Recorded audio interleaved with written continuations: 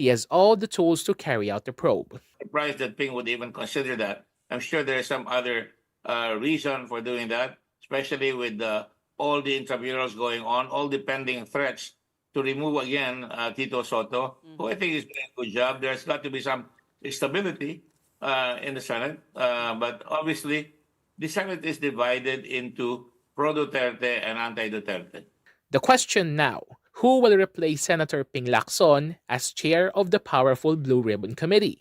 Political blogger Jesus Falces told Sa Totoo Lang that the post should remain with the majority bloc to maintain stability in the Senate. Well, logically, if we're talking about logic, it has to stay with the majority. Hindi pwedeng ibigay yung chairmanship sa member of the minority. So it can only go to a member of the majority. Right now, the vice chairperson is Senator Risa Ontiveros, I think, if I'm not mistaken. But I know for a fact she will not accept it or she doesn't want it. And then there were also talks about Senator Kiko Pangilinan, which was the other choice. Many dismissed Senator Alan Peter Cayetano's call for the mass resignation of top officials and the holding of snap elections. Here's a report. From the President and Vice President down to members of both chambers of Congress, Senate Minority Leader Alan Peter Cayetano wants them all to resign so snap elections can be held immediately. He also wants everyone barred from running in the next election cycles. The objective, to bring back public trust in government institutions amid allegations of corruption in infrastructure projects. As Cayetano puts it, there should be no drama, no excuses, no recycling, just a clean slate for the Filipino people. Accountability is also what Senate President Tito Soto wants from all the investigations, particularly into anomalous flood control projects. Cannot be an option. What do you do with those who are not guilty? What do you do with those who are newly elected and have no bad records? Idadamay mo doon sa mga guilty or sa mukhang guilty kung hindi man guilty. Kung meron bang marumi, ba't natin idadamay yung mga malinis doon sa marumi? Soto also believes public faith in the state can only be restored if there is transparency in the use of government funds, clarity in the direction and output of current investigations, and straightforward results from courts of law. Everything will be done through the eyes or within the purview of the people. No? Hopefully, the ICI can open to the public its deliberations. And the most important of all is that the judiciary act well. Senate President Pro Tempore Ping Lacson seconded this, adding, quote, "In fact, election campaigns actually add to more corruption. For a change, how about certainty of punishment of corrupt politicians? The higher, the better." And while he is open to the idea of a snap election, Senator Erwin Tulfo is asking if such is possible at this time and if there is a law or even funds to back the process. If it comes to pass, the lawmaker wants local officials down to councilors to resign as well. For Senator Cayetano's estranged brother, Lino, his sibling's proposal is a good idea if he takes the lead.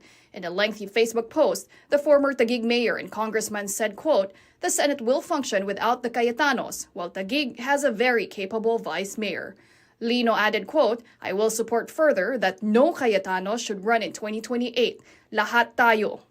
The Philippines last witnessed snap elections way back February of 1986 between the late dictator Ferdinand Marcos Sr. and Cory Aquino. His father's namesake and now President Bongbong Marcos says he has no time for politics. At the lower house, reactions were swift.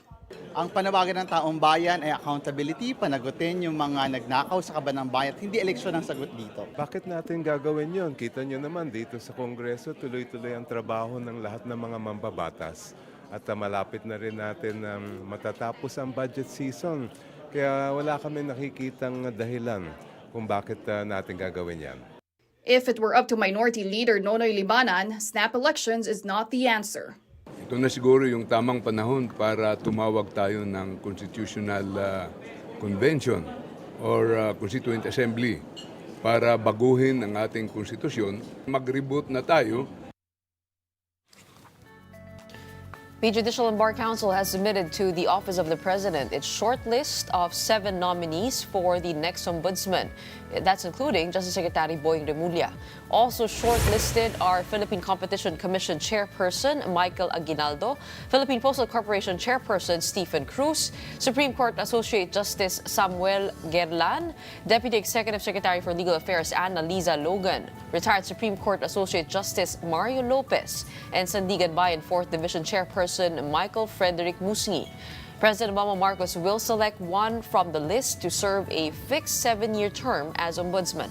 Remulla reacted to his inclusion in the shortlist, saying he remains focused on his current duties at the Department of Justice. I'll still be reporting for work here for sure. Tomorrow, kasi marami pa taming tinatapos. Kaya tingnan natin how it goes. I think the shortlist was submitted already. Wala pa akong update. It's a work in progress. Acting PNP Chief Jose Melencio Nartates denied rumors that police officers are pushing him to withdraw support from President Bongbong Marcos. Nartates stressed that there is no basis for a coup, citing Marcos' strong mandate in 2022. The AFP meanwhile confirmed some retired officers floated the idea of military intervention, but Chief General Romeo Browner rejected it and informed the president, who reaffirmed his trust in the armed forces. Malacanang and the DILG also dismissed coup rumors as mere hearsay. So to speak, sad to say, some of them, retired officers of the AFP, trying to reach out to the younger officers, trying to reach out to the commanders, reaching out to me even, no? And convincing us to intervene through several means. No? Maaring through a coup d'etat, as written, a military junta, in order to come up with a reset for the entire Philippine society, or withdrawal of support. Sa akin, wala pa namang kumakausap, as well as my staff, as well as the commanders, and even the regional directors. Pagka meron, and then maybe pwede ko silang kausapin not to do it. And coming right up, Senator Alan Peter Cayetano's call for snap elections is being called unconstitutional by legal experts. And joining us to discuss the legality of this proposal, we will have retired Supreme Court Senior Associate Justice Adolf Ascuna on the show. Don't go away. Morning Matters will be back.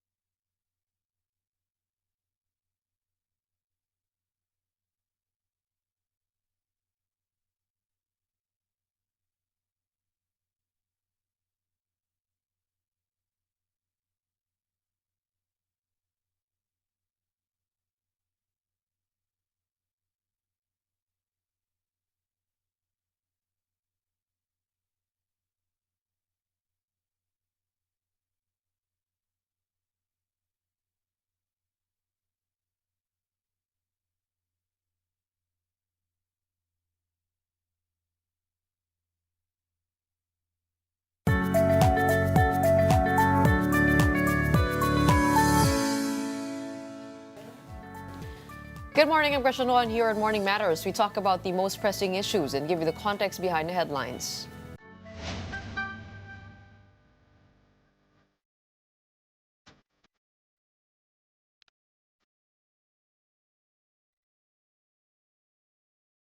Legal experts and groups have slammed Senator Alan Peter Cayetano's call for snap elections, calling it unconstitutional and a recipe for chaos. Cayetano had urged all elected officials from the president down to Congress to resign and bar incumbents from running again. But retired Justice Antonio Carpio, Senate leaders Tito Soto and Ping Lacson, and some election lawyers all warned the move has no legal basis under the 1987 Constitution. Malacanang also brushed it off as wishful thinking, while critics said it would only fan political instability. And joining us today to give us some clarity on what the Constitution says, we have retired Supreme Court Senior Associate Justice Adolf Ascuna, one of the framers of the 1987 Constitution. Thank you so much and welcome back to Morning Matters.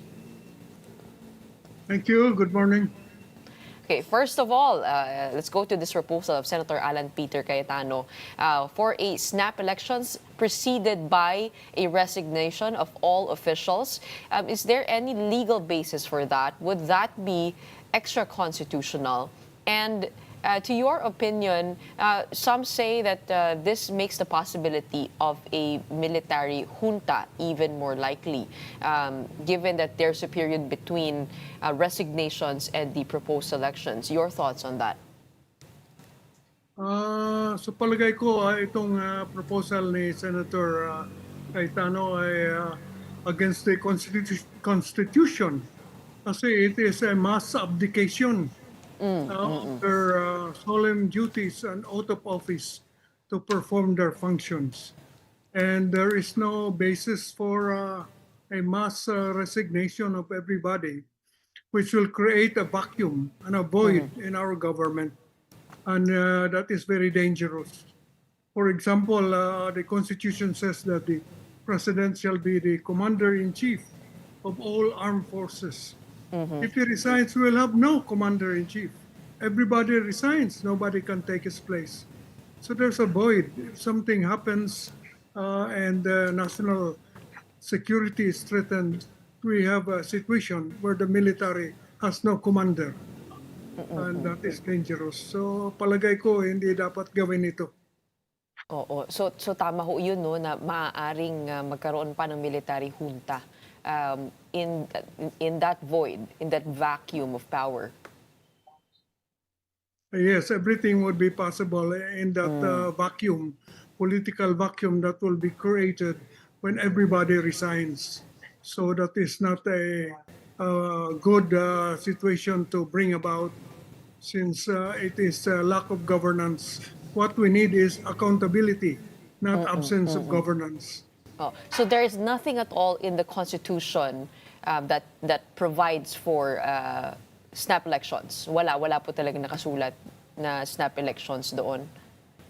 Wala po sa Constitution. Hindi naman nagbabawal, but it's against the system because our system is presidential, not parliamentary. Sa parliamentary yun ang ginagawa na mas maganda siguro kung ganon ang sistema natin. Pero as it is now, we have a presidential system and officials have taken their oath to perform their duties. And a mass resignation is a abdication of that solemn duty. Assuming that the proposal of Senator Alan Peter Cayetano is followed, could officials be forced to resign in the first place, or would that be entirely voluntary? Yes, you cannot force them to resign and you cannot force them not to run again. That would be unconstitutional. And for the snap elections, would Congress need to sign off on this first? I mean, I guess the other question here is, meron bang power yung Pangulo na tumawag ng elections under the present Constitution? You already said na parang hindi nga po, wala nga po yun kasi presidential na tayo. Pero looking back at history, it already happened. Yung snap elections happened. That was under Ferdinand Marcos Sr. back in December of 1985, where he announced the holding of snap elections in February the next year because of doubt and political pressure surrounding his presidency. So, given that what happened in history, paano po yun? Meron po bang kapangyarihan ang presidente to call for special elections? Iba po yung sitwasyon noon under President Marcos Sr. because he had legislative powers under the constitution that he crafted. So he could call snap elections. Pangalawa, he did not resign. He continued as president, so there's no vacuum. Okay. Commander-in-Chief. So iba po yung sitwasyon noon. And the other controversial portion of the proposal is that no incumbents would be allowed to run. Is that even constitutional and enforceable? It would not be constitutional to prohibit incumbents from running again. But of course, they can voluntarily waive the right to run. That is possible, but probably very hard to accomplish. So that is not a very doable proposal of my good friend Senator Peter Cayetano. And if there is no legal basis, then why is a member of the bar actually proposing this? Well, out of possible creative solution to our national crisis, I believe. But the way to solve the crisis is through accountability rather than letting go of governance. And speaking of accountability, no, hindi po ba nakasulat po sa ating batas that officials who are subject of an investigation are actually not allowed to resign? Section 12 of the anti-graft law says they are not allowed to resign pending an investigation or pending a prosecution for graft and corruption or bribery. Do we understand Section 12 correctly? Sino po kaya yung maaaring maging parte nito? Given na yung mga hearings, meron po mga pangalang nabanggit, pero they're still building up cases. Well, that is a situation where the person has already been investigated and perhaps sued already criminally, so it's not allowed to resign. But usually a person has the right to resign, but a mass resignation is different.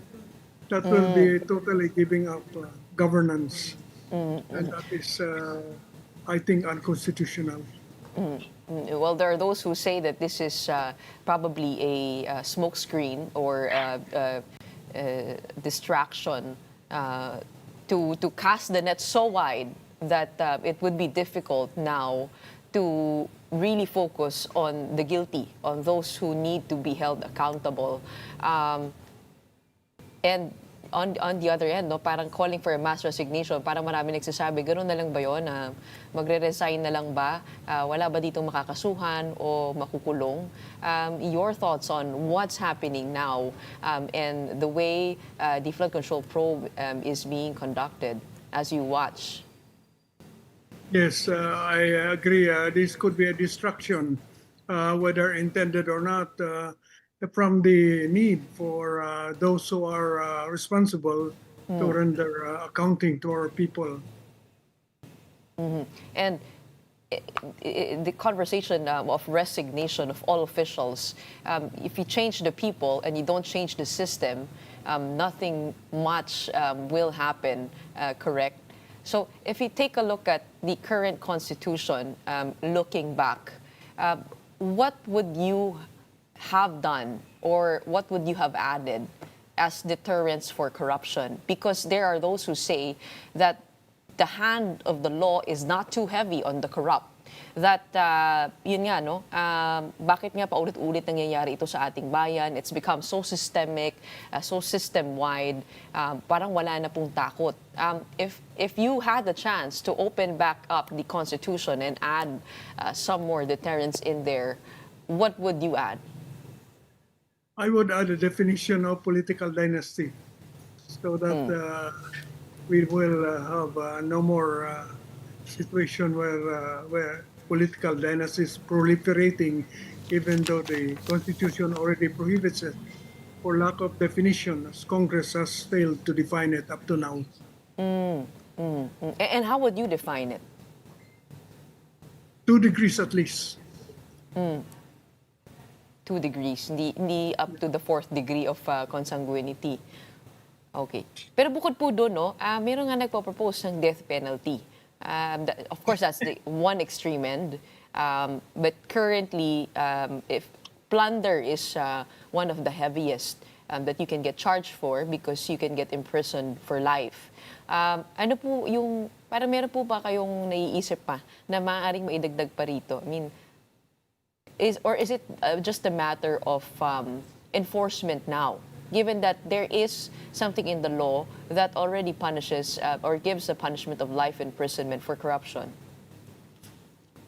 What we have to look into is the presumption of ill-gotten wealth that is in the law, but we are not using it in other countries, such as England, where it is proven that an official's assets exceed his lawful income. The excess is considered immediately ill-gotten, and that amount can be frozen. You don't have to prove that this particular property was ill-gotten. You can take any of his property up to the amount of the excess and freeze it and confiscate it. That's in our law, but we are not using it. Which one po? Yung? The Anti-Graft Law, Republic Act 1359. Oo. Ano po yung threshold? Meron pong provision dyan that if it is proven that the assets of an official exceeds his lawful income, the excess is presumed ill-gotten. Ah, it's already in the law. It's already in the law. Oh, okay. But yun nga po, no, it's a matter of being able to apply the law. Another thing that has not been observed is yung Article 11, Section 1 that states public office is public trust and public officers must at all times lead modest lives. But how do you begin to enforce that in the first place? Well, first place, you require the filing of SAL-N and disclosure of SAL-N as required by the Constitution. And then we have the wrong notion that we should all send them to jail. What we should do first is to forfeit their properties that are ill-gotten. Hit them where it hurts, no? Confiscate the excess property, forfeit it in favor of the government. While it's still there, we should not investigate. The law already allows confiscation of what is in excess. And then go for forfeiture. We have a law for forfeiture. Don't go for imprisonment. Go for forfeiture. Pero yun nga po, no, kahit yung SAL-N pa lang, unang-una pa lang po doon, ay naglabas na yung Ombudsman ng desisyon noon na officials are not required to disclose their SAL-N and you would need to ask for their permission to do that. That came from the Office of the Ombudsman. And I guess my question here is, why is the Ombudsman so powerful when it comes to these decisions? At pangalawa, given that the government is looking at its next ombudsman now, what is at stake with that choice as a next ombudsman? Well, at stake is the enforcement of our laws against corruption. And so it is very important. The choice of the ombudsman is very important because he is the primary official who is tasked with prosecuting the guilty in our system. So, but I have also a proposal to assist in the task of prosecuting guilty officials to adopt a writ of quitam. This is a special procedure which allows citizens themselves to file the suit against the corrupt official. It is allowed in other countries. All you have to do is for the Supreme Court to adopt the rule. It's called quitam. And in that case, the ombudsman is given 60 days to file the case. If the ombudsman fails to file the case, the citizen can file the case against the corrupt official. Okay, so this in effect gives the citizenry some power over that. What would be the main difference with current procedures? Well, the writ of quitam has to be adopted by the Supreme Court. No need for Congress. It's just a procedural remedy. And the Supreme Court, in the same way that it adopted the writ of amparo in 2007, Okay. can adopt the writ of quitam today. to address massive corruption in our system. Okay. Some were afraid that the office of the Ombudsman might be used as an office for political retribution. How do you safeguard or protect the office from doing just that when it is the president who will choose the ombudsman? Bakit po yung ano po yung naging rational kung bakit yung presidente ang pinapa-appoint po nito? Given that yun nga po no, there are political interests at hand. And if you take a look at the arena now, that is exactly the thing that might influence all of these events, from the impeachment down to the flood control probe. Well, the Ombudsman is an independent office, constitutional office, given powers and independence under the setup. So we expect the Ombudsman to be above politics in the performance of his or her duties. And of course, the citizens must be on guard as well and be vigilant so that the Ombudsman will know that he's being watched by the people themselves. Oo, pero paano po kaya yun? Many of the officials on the shortlist of the JBC, including Justice Remulla, are closely identified with the administration. In your mind, how do we strike a balance between independence of the office as well as the political aspects of the job? It's precisely the nature of the office itself that provides independence regardless of the appointing power. It's like the Supreme Court. Once you're appointed, you don't look back. Your loyalty is to the Constitution. Ideally po, yun po ang mangyayari po sana, no? The loyalty to the Constitution from all fronts. But I guess if you take a look at the proposal that we put on the table today from Senator Alan Peter Cayetano, as you mentioned, that one is already extra constitutional. So we continue to watch out for what's happening here. But thank you for shedding light on the recent developments and joining us this morning. Maraming salamat. We have retired Supreme Court Senior Associate Justice Adolf Ascuna. Maraming salamat din po, Gretchen. Up next, 7 people were injured and travel was disrupted in Cagayan after the Pigatan Bridge collapse, reportedly due to overloading. All that and more when Morning Matters returns. Keep it here.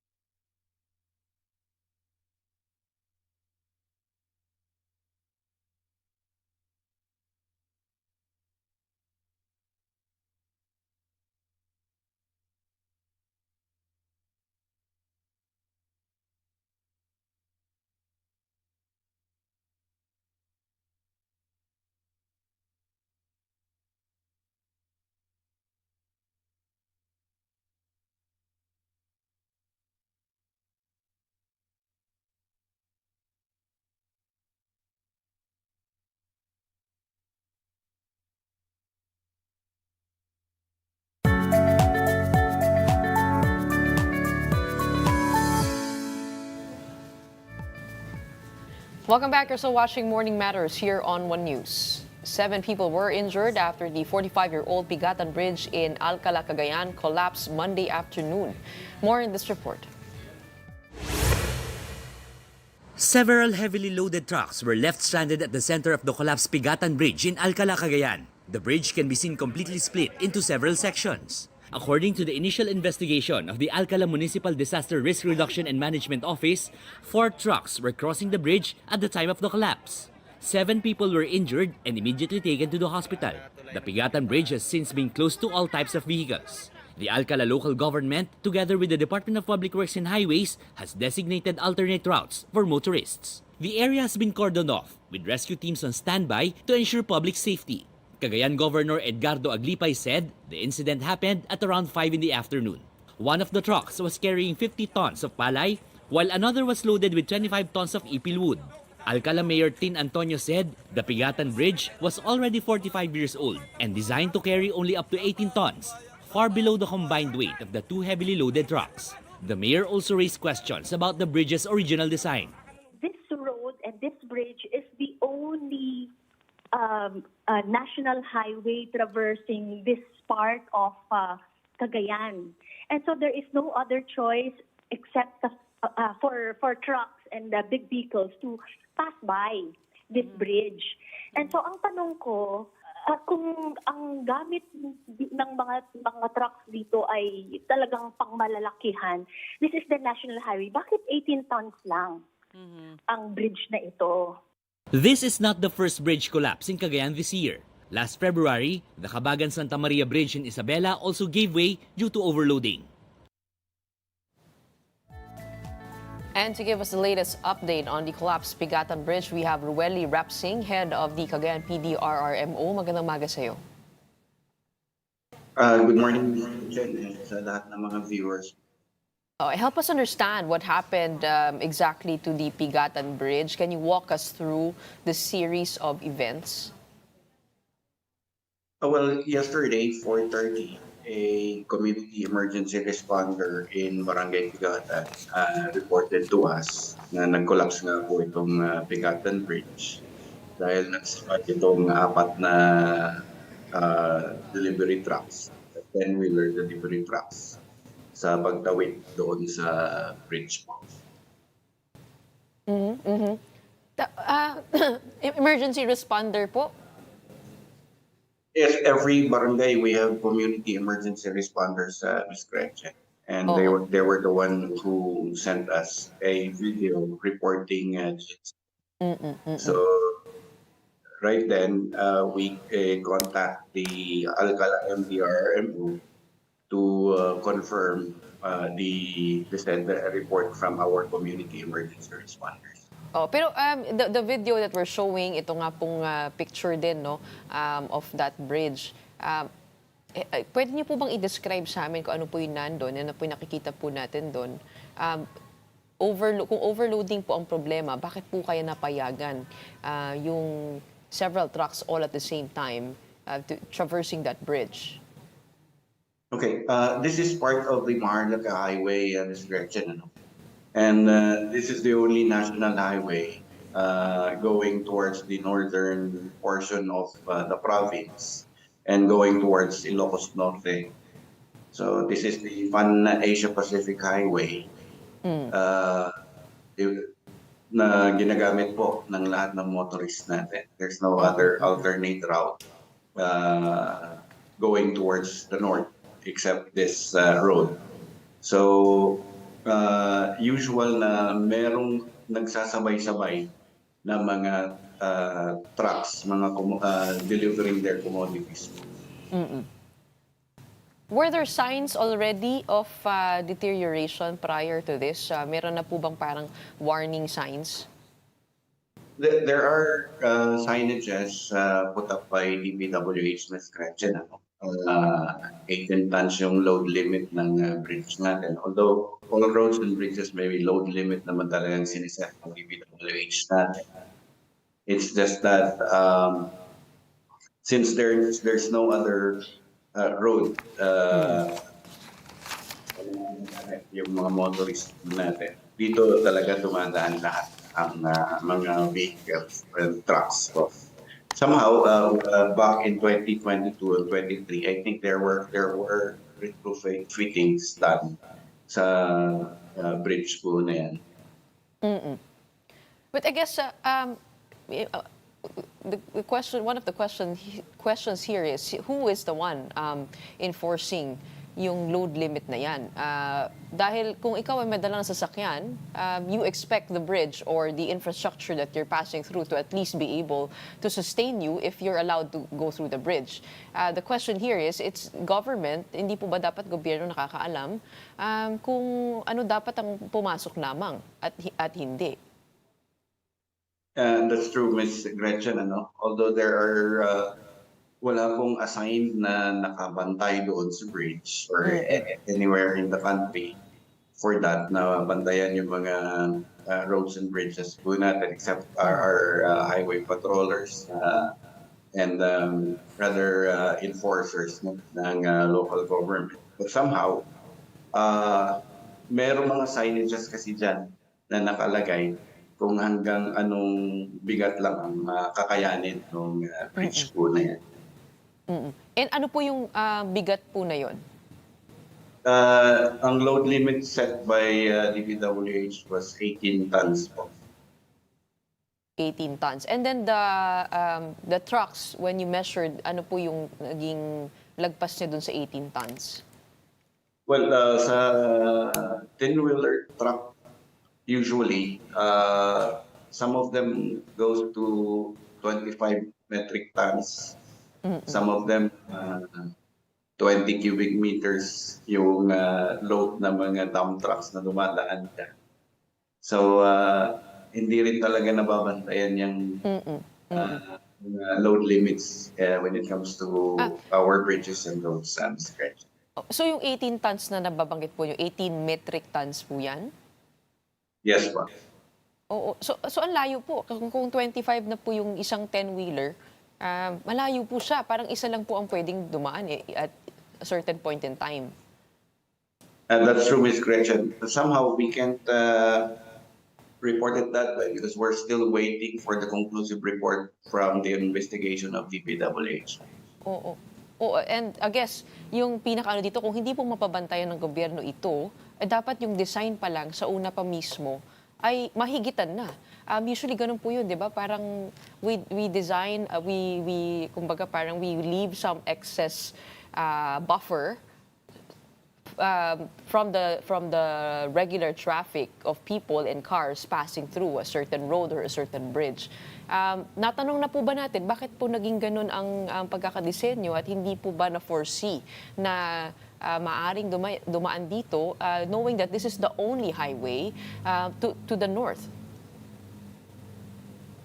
Yes, Ms. Gretchen, that's true. That should have been designed for bigger delivery trucks. No? But way back 1974, when it was constructed,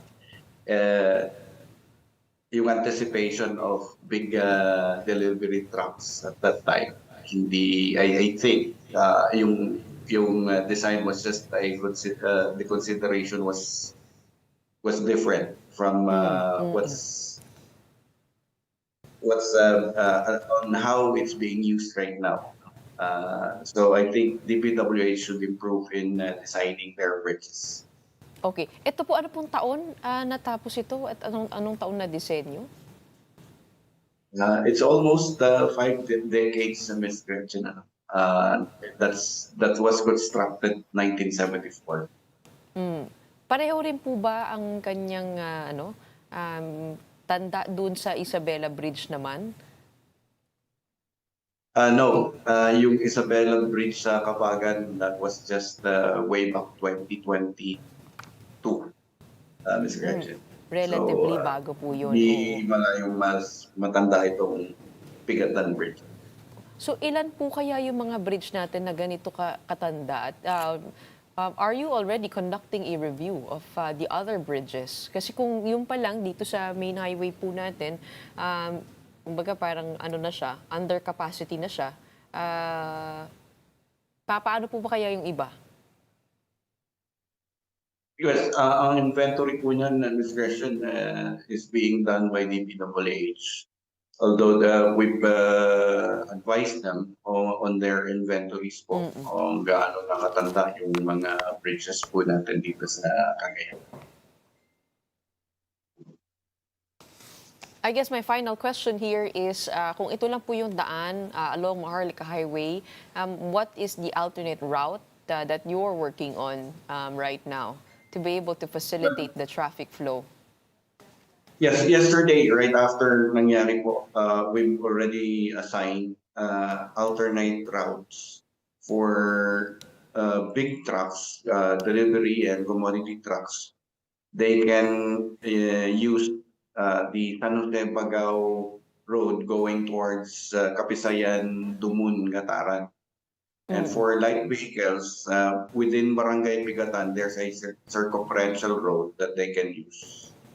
So meron pa naman po ibang daan. Hindi naman po kailangan mag-barge.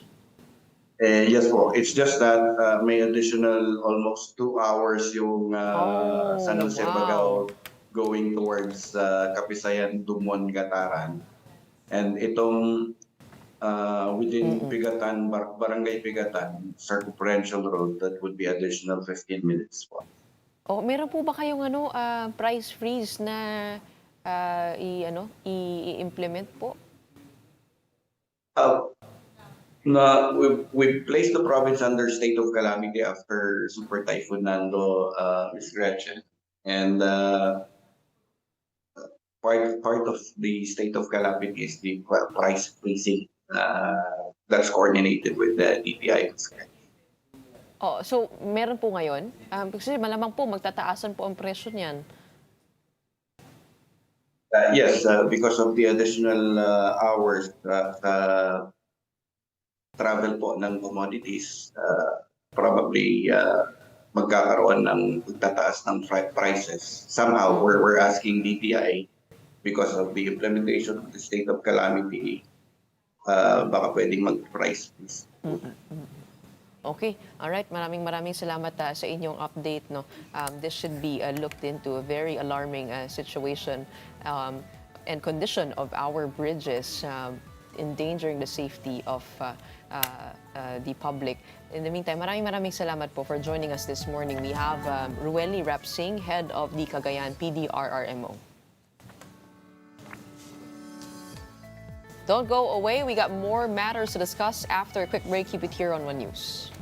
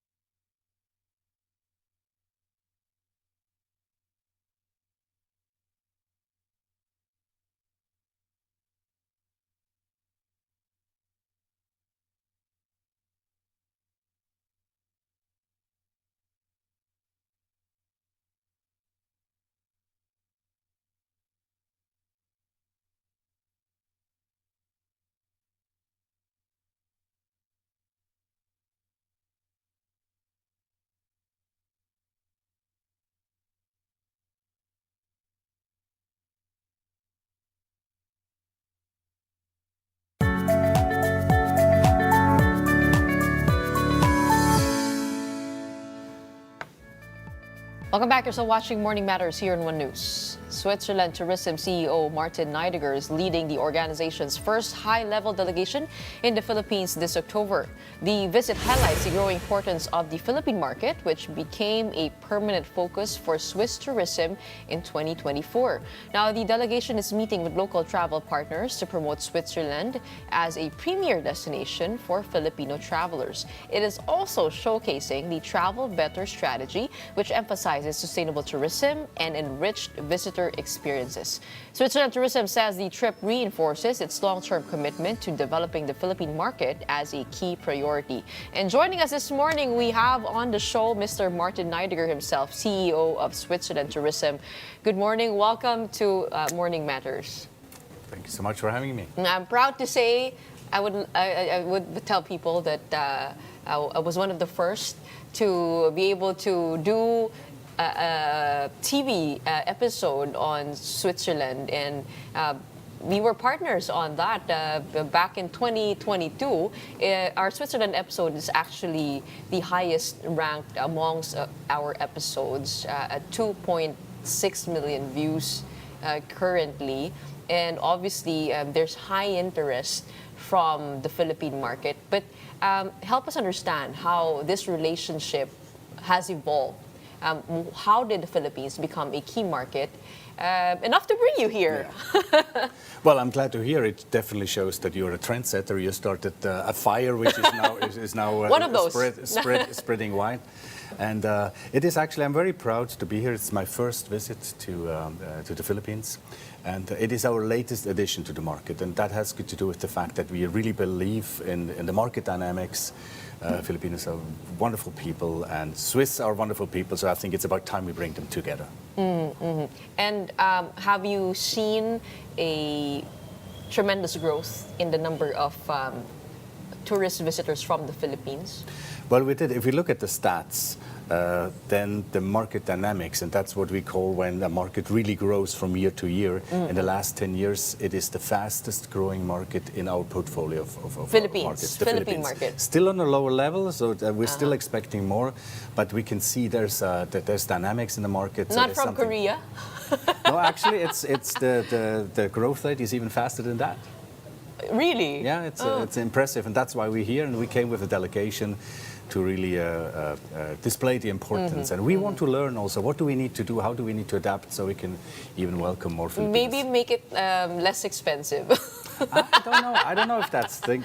You know, you need to do work. We want to really focus on quality and give the best visitor experience, and then you cannot put a price on that. Sige na nga. In Tagalog. In English rather, it's fine. No, I mean, there's value for money, certainly, when you go to Switzerland. That's the reason why I mentioned Korea is because of the iconic crash landing on you that the Swiss told me brought a lot to tourism. I guess tell us about the impact of that, the Korean series, and what does Switzerland have to offer? Well, it's a wonderful example on how social media can have an impact on a tourism destination. In this case, it was a Netflix series, and it has a huge impact. It was a tiny, small village, and they showed a wonderful jetty which is going inside the lake of Brienz. It is a turquoise blue lake surrounded by mountains, blue sky. Interlaken. Right? In this area, correctly. So it's really it's beautiful, and it had a huge impact. People really want to come and relive this scene on the jetty, on that beautiful spot. So it totally works. And I think now, after some years, we also prepared for the people. But I love how your approach to tourism has been through these campaigns. For one, the Switzerland Tourism group got me to do the 100% Women Cycling Challenge, highlighting the cycling experience around the country. What do you have for autumn? And how does Switzerland embrace its tourism initiatives? Yeah. We always try to do it a little bit different. This is our credo, our motto. We're trying to do a little bit of an unconventional way in showcasing, in promoting our country. So that's why we worked on the fact that the main decision maker in travel is not us men, it's the women.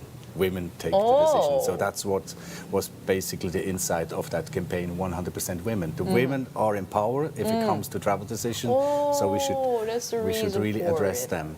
And now the topic at this very moment is Switzerland is known for beautiful summer pictures, for maybe snow-capped mountains, but one season which does not get enough attention and totally unjustified, because it's just, in my opinion, the most beautiful season is autumn. We have in Switzerland 4 completely different full-blown season, and the autumn is, in my opinion, just spectacular. When you have the golden mountains, when the air is a bit more crisp, it is just phenomenal. So we have started a campaign with our ambassador, the tennis legend Roger Federer. Wow. Then we had Halle Berry, icon. They're movie both star. Swiss. Halle Berry is American. Oh, okay. She is only Roger is. Only Roger is, exactly, and so they're telling a story, and they're not just saying Switzerland is beautiful. They're telling a story. She's basically manipulating in the clip. She's manipulating the shot for one sole reason. She wants to stay as long as possible in Switzerland, so she does everything wrong. So it's a bit funny. It's entertaining. You should look it up. So this is a commercial. It is. I would say it's a bit more than a commercial. It's also a bit entertainment. Yeah. And when will this be released? It's just been released last couple of weeks, so it's out there on YouTube. Okay, so search for Roger Federer and Halle Berry. And Switzerland Tourism. And Switzerland Tourism. How does Switzerland look like in autumn? I mean, you talked about how crisp everything is, but in terms of like hues and colors, because I've been there, I think it was spring. Is May spring? Yes. Spring. I've been there in spring. I've been there in winter. Okay. But how does autumn look like? Well, the dominant color is golden, yellow. It's really an Indian summer picture. I would say this is the main color scheme there. Everything is still open, and that's quite relevant. You know, we don't have something like an off-season where things shut down, so it's still open. Switzerland is basically open throughout the entire year. And in autumn you have, and that's a particularity, the air is very crisp, clear, so you can see as far as possible. You go up to the mountains. You don't need to climb them in Switzerland. We have more than 600 mountain railways, so we have always mountains who are amazing and accessible. You say everything is open because in the winter some activities are closed, right? So during autumn, what can people do? Climb mountains? Well, go up to the mountains. There's a lot of sightseeing to do. There's in the cities, people are roaming around the cities.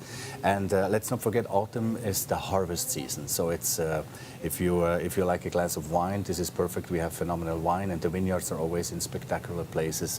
Our trains rides are just amazing because we have a very well-established public transportation system. Something might be a bit new to the Filipinos. This is also our way in showing if you're in Switzerland, you should definitely travel by train. It's convenient, it's on time, it's clean, it's really an experience itself. You just need itself. one pass. That's correct. It's the Swiss Travel Pass, which makes it very easy. You don't need to worry, is it valid or is it not valid? This is like a convenience pass. Okay, so if I were a traveler and I was thinking of which season to visit Switzerland in, what would winter be best for? Winter is...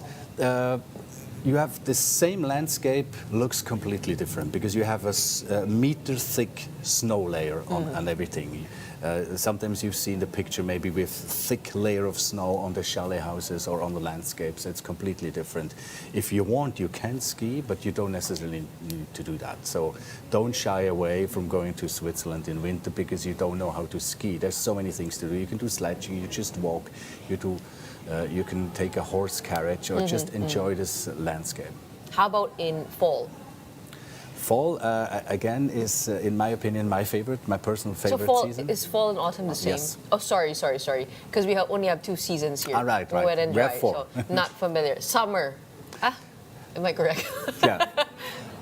I think summer. It's rather cold in winter, and then in summer it goes up to maybe 25, 30 degrees. So still warm to go and swim in the lakes and in the rivers, go for hikes, go for strolls. But it's not unbearable hot, and we see A lot of countries coming to visit Switzerland because it's very comfortable climate-wise. Which cities should we go to? I did notice that each city has its own charm. Each city and town. How do you call the towns again in Switzerland? We call them Canton? Yeah, the canton are the regions, but we call them, our cities are actually, in comparison to Metro, Manila, are rather smaller, so we call them boutique towns. Oh, okay. So you're most likely going to fly into Zurich. This is the airport with the most connection. Make sure that you stay in Zurich, because Zurich is not as big as you might think. Zurich is a town at the lake with a fantastic view to the mountain. So you have everything right there. So definitely spend some time in Zurich. Lucerne is a wonderful place to go and visit. And then we have, there's several languages being spoken in Switzerland. French is one of it. And Geneva, where all the beautiful watches are come from. So this is the place to go to look or maybe buy a watch. It is also the chocolate capital. They have lots of different chocolates. Yes. So don't miss out on trying and visiting a chocolate museum. We have chocolate experience places. Lindt, for example, is a world-renowned chocolate. So you have an 8-meter-high chocolate fountain. So it's not only water running down, but even chocolate. So there's so many things. Matterhorn. Matterhorn is there The as well. Toblerone Mountain. That's correct. But it has been removed from the packaging, right? And it came back Swiss now. law. Oh, it came back now? Yeah, it came back Okay. because they couldn't do without it. Okay. So again, there's some watches, there's chocolates, cheese. Cheese. Don't leave Switzerland. Cheese is so good. Don't leave Switzerland without trying a fondue. It's melted cheese with a bit of bread. So there's plenty of things to do. So. How do we? Where do we even start? I mean, for those who would want to go around Switzerland. Well, a good start is always, if you want to get an impression what the possibilities you have, visit our website, switzerland.com. There you get a thorough and trustworthy information. And we have representation even here in Manila. So we do have a person who's also talking to tour operators, to travel agencies. If you want to book, go and visit your nearest travel agency and have them explain everything, what you can do to go to Switzerland. And how much would be a good length of time to spend in Switzerland? And how much would you need on the average? You need months and weeks, but of course you don't have that time available. But I would say start with not less than a week. Not less than a week. It would be a pity to fly there, and you really want to dive into it. You want to see the diversity. So make sure that you account a certain amount of time. So it has to be more than a week. Maybe, but is a direct flight in the offing?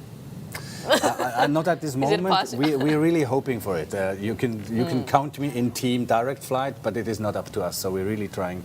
We are trying to create a demand here. So if there's lots of demand from Philippines wanting to go to Switzerland, then the airlines will definitely look at it and consider it. Well, for sure, one of the biggest factors here would be the high growth from the Philippine market that you mentioned. And just hearing about your stories makes me want to go back there again. And we do hope to see more partnerships at hand and then more for the travelers who want to experience a trip of their lifetimes. I would always refer to Switzerland as a paradise where that country just feels so blessed from all fronts, like from the clean water to the mountains to the solace that you find walking amongst nature, and so much produce.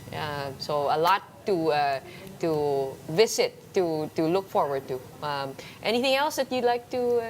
Well, I love your description as a paradise. I mean, that's definitely something, and it is a nice contrast to the Philippines. We are landlocked, so we are fascinated by your beaches and whatever the Philippines have to offer. And in reverse, we are landlocked. We have the most spectacular mountains, and there's a saying: if mountains had a home, it would be Switzerland. Wow. How are the men? Joke. Just kidding. This is my show. I know what you lack.